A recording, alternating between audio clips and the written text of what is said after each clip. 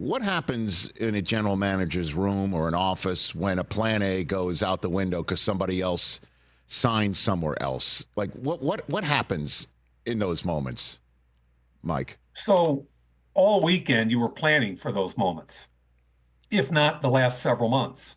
But this past weekend, you're sitting in your building with your coaches, the high level people, your salary cap guys, but you're saying, okay, here's our target, you know, A, B, and C as far as the early layers, then the middle layers, the late layers. Our priorities are these three guys. If we get smacked in the mouth and don't get them, what does that look like? What does that waterfall effect look like? Where are we going next? How are we staying in touch with all the appropriate agents so we don't lose anybody for lack of interest? There's a whole lot of different levels of keeping everybody involved so that while you're negotiating with a primary guy, you know you've got other people out there that you can fall back to. Not necessarily the same position, but whatever your priorities are.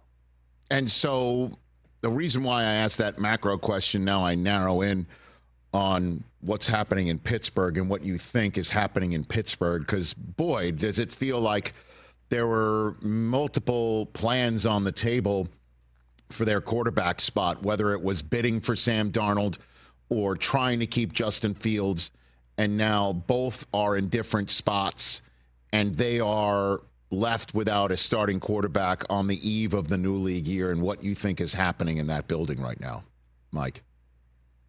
Yeah, it's interesting because the way the quarterback carousel shuffled, and I had it in my notes that I thought youth would be served, and they were. Darnold, Fields, Daniel Jones kind of set the carousel. And now you're going to see Rodgers, Russell Wilson, and down the line. And I think there's two kind of wild card plays in there, which leads back to your question, Rich.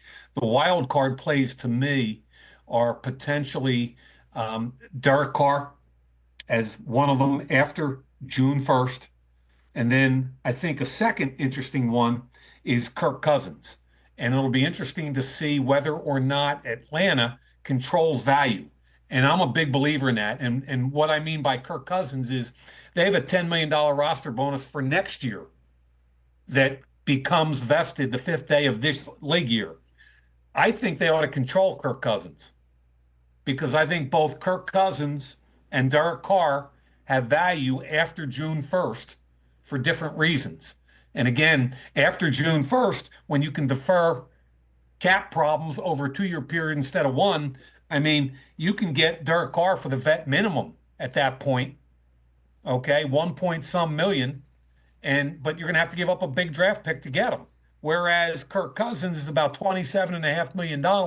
But again, if Atlanta controls that value, I think down the road, depending on who gets shut out in free agency and then who gets shut out in the quarterback draft, I think there's real value with those two guys. Interesting. Catch the Rich Eisen Show live weekdays from 12 to 3 p.m. Eastern on Roku Sports Channel in the U.S.